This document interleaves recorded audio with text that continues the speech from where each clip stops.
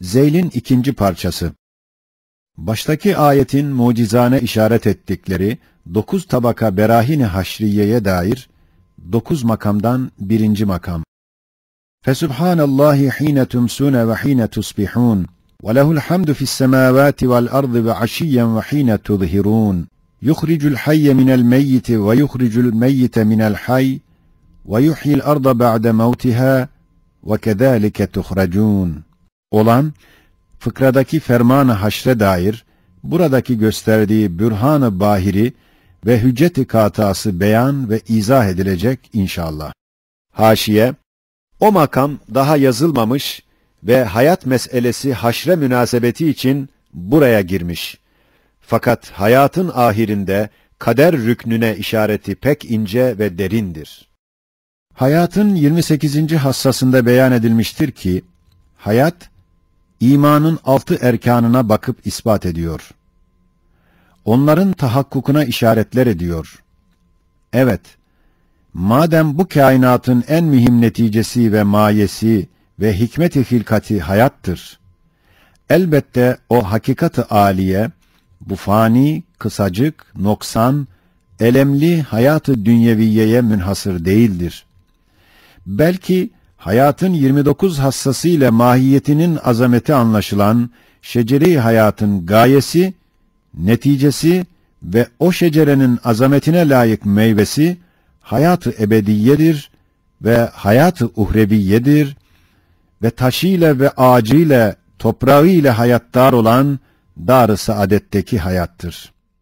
Yoksa bu hadsiz cihazat-ı mühimme ile tecihiz edilen hayat şeceresi, zişur hakkında, hususan insan hakkında meyvesiz, faydasız, hakikatsız olmak lazım gelecek ve sermayece ve cihazatça serçe kuşundan mesela 20 derece ziyade ve bu kainatın ve zihayatın en mühim, yüksek ve ehemmiyetli mahluku olan insan, serçe kuşundan saadet-i hayat cihetinde 20 derece aşağı düşüp en bedbaht, en zelil bir biçare olacak. Hem en kıymetdar bir nimet olan akıl dahi, geçmiş zamanın hüzünlerini ve gelecek zamanın korkularını düşünmek ile, kalbi insanı mütemadiyen incitip, bir lezzete 9 elemleri karıştırdığından, en musibetli bir bela olur. Bu ise 100 derece batıldır. Demek, bu hayat-ı dünyeviye, ahirete iman rüknünü kat'î ispat ediyor ve her baharda haşrin 300 binden ziyade numunelerini gözümüze gösteriyor. Acaba senin cisminde ve senin bahçende ve senin vatanında senin hayatına lazım ve münasip bütün levazımatı ve cihazatı hikmet ve inayet ve rahmetle ihzar eden ve vaktinde yetiştiren, hatta senin midenin beka ve yaşamak arzusuyla ettiği hususi ve cüz'i olan rızık duasını bilen ve işiten ve hadsiz leziz taamlarla o duanın kabulünü gösteren ve mideyi memnun eden bir mutasarrıf-ı kadir, hiç mümkün müdür ki seni bilmesin ve görmesin ve nevi insanın en büyük gayesi olan hayat-ı ebediyeye lazım esbabı ihzar etmesin? Ve nevi insanın en büyük ve en ehemmiyetli, en layık ve umumi olan beka duasını, hayat-ı uhreviyenin inşasıyla ve cennetin icadıyla kabul etmesin. Ve kainatın en mühim mahluku, belki zeminin sultanı ve neticesi olan nevi insanın, arş ve ferşi çınlatan umumi ve gayet kuvvetli duasını işitmeyip, küçük bir mide kadar ehemmiyet vermesin, memnun etmesin. Kemali hikmetini ve nihayet rahmetini inkar ettirsin. Haşa, 100.000 defa haşa. Hem hiç kabil midir ki, hayatın en cüz'isinin pek gizli sesini işitsin, derdini dinlesin, derman versin ve nazını çeksin ve kemali itina ve ihtimam ile beslesin ve ona dikkatle hizmet ettirsin ve büyük mahlukatını ona hizmetkar yapsın ve sonra en büyük ve kıymetdar ve baki ve nazdar bir hayatın gök sadası gibi yüksek sesini işitmesin ve onun çok ehemmiyetli beka duasını ve nazını ve niyazını nazara almasın. Adeta bir neferin kemali itina ile teçhiz ve idaresini yapsın ve muti ve muhteşem orduya hiç bakmasın ve zerreyi görsün, güneşi görmesin. Sivrisineğin sesini işitsin, gök gürültüsünü işitmesin. Haşa, 100.000 defa haşa.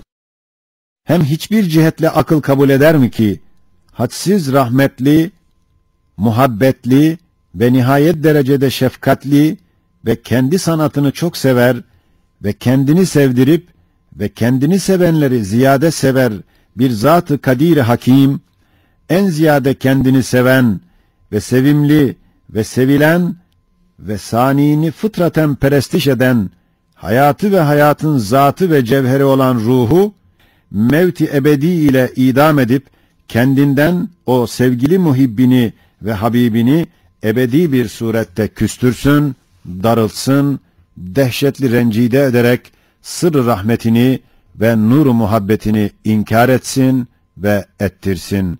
Haşa, 100.000 defa haşa ve kella.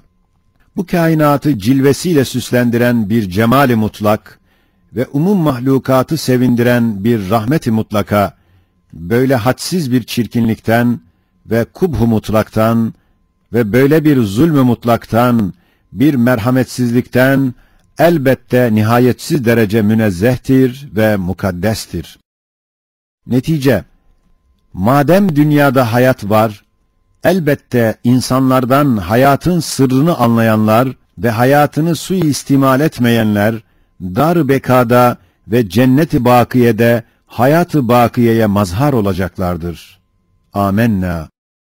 Ve hem nasıl ki, yeryüzünde bulunan parlak şeylerin, güneşin akisleriyle parlamaları ve denizlerin yüzlerinde kabarcıklar, ziyanın lemalarıyla parlayıp sönmeleri, arkalarından gelen kabarcıklar, gidenler gibi yine hayali güneşciklere aynelik etmeleri, bilbedahe gösteriyor ki, o lemalar yüksek bir tek güneşin cilve-i inikasıdırlar ve güneşin vücudunu muhtelif diller ile yad ediyorlar ve ışık parmakları ile ona işaret ediyorlar. Aynen öyle de, Zat-ı Hayy-i Kayyum'un Muhyi isminin cilve-i azamı ile berrin yüzünde ve bahrın içindeki zihayatların kudret-i ilahiye ile parlayıp arkalarından gelenlere yer vermek için ya hay deyip perde-i gaybta gizlenmeleri, bir hayat-ı sermediye sahibi olan Zat-ı Hayy-i Kayyum'un hayatına ve vücubu vücuduna şehadetler, işaretler ettikleri gibi, umum mevcudatın tanziminde eseri görünen, ilmi ilahiye şehadet eden bütün deliller ve kainata tasarruf eden, kudreti ispat eden bütün bürhanlar ve tanzim ve idare-i kainatta hüküm ferma olan irade ve meşiyeti ispat eden bütün hüccetler ve kelam-ı Rabbani ve vahy-i ilahinin medarı olan risaletleri ispat eden bütün alametler, mucizeler ve hakeza, 7 sıfat-ı ilahiyeye şehadet eden bütün delail, bil ittifak Zat-ı Hayy-i Kayyum'un hayatına delalet, şehadet, işaret ediyorlar. Çünkü nasıl bir şeyde görmek varsa, hayatı da vardır. İşitmek varsa, hayatın alametidir. Söylemek varsa, hayatın vücuduna işaret eder. İhtiyar, irade varsa, hayatı gösterir. Aynen öyle de, bu kainatta asarıyla vücutları muhakkak ve bedihi olan kudret-i mutlaka ve irade-i şamile ve ilm-i muhit gibi sıfatlar, bütün delailleriyle Zat-ı Hayy-i Kayyum'un hayatına ve vücubu vücuduna şehadet ederler ve bütün kainatı bir gölgesiyle ışıklandıran ve bir cilvesiyle bütün dar-ı ahireti zerratıyla beraber hayatlandıran hayat-ı sermediyesine şehadet ederler. Hem hayat, melaikeye iman rüknüne dahi bakar, remzen ispat eder.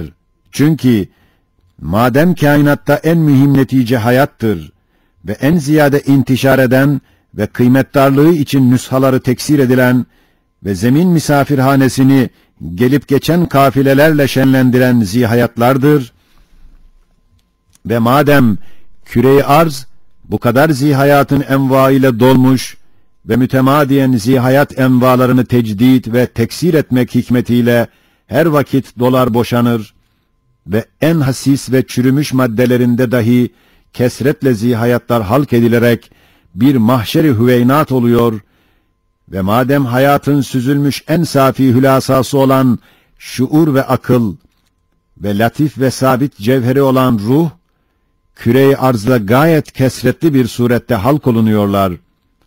Adeta küre-i arz, hayat ve akıl ve şuur ve ervah ile ihya olup öyle şenlendirilmiş.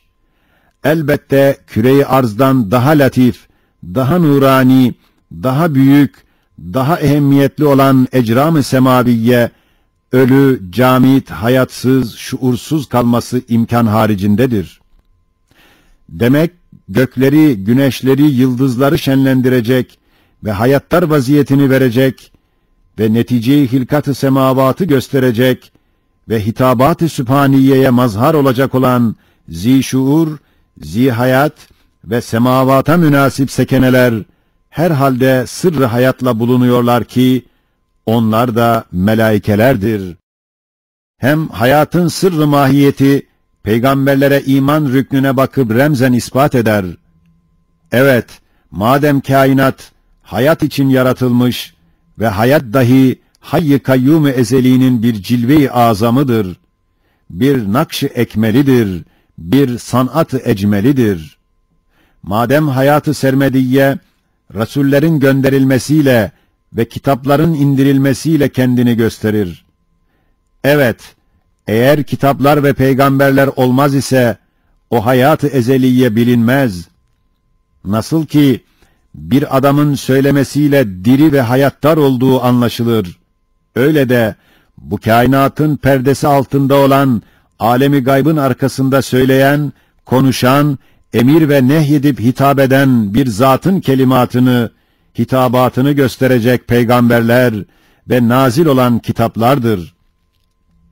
Elbette kainattaki hayat, kat'î bir surette hayy-i ezeliğinin vücubu vücuduna kat'î şehadet ettiği gibi, o hayat-ı ezeliyenin şuaatı, celebatı, münasebatı olan irsal-i rusul ve inzal-i kütüp rükünlerine bakar, remzen ispat eder.